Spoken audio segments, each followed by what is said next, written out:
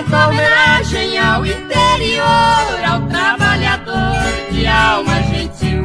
Os versos que fiz os colegas gravaram e se espalharam por este Brasil.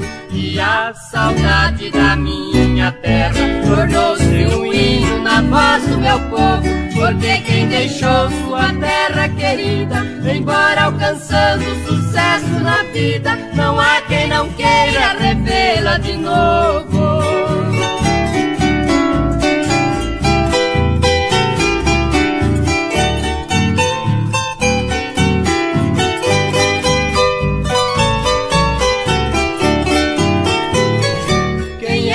Esquece o campo, a cascata, o lago, a mata e a festa de anzol.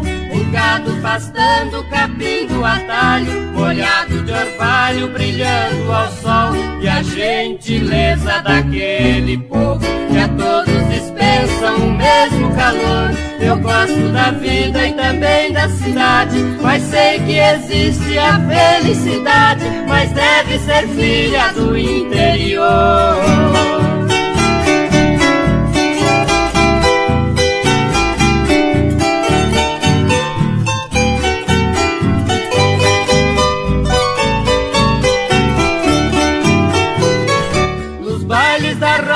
Eu sempre cantava e alguém que me amava chorava por mim. Depois eu dançava no grande terreiro, sentindo o cheiro da flor de jasmim. E até hoje ainda sinto aquele perfume pairando no ar, que faz reviver a feliz mocidade. É o perfume da doce saudade que nada no mundo consegue apagar.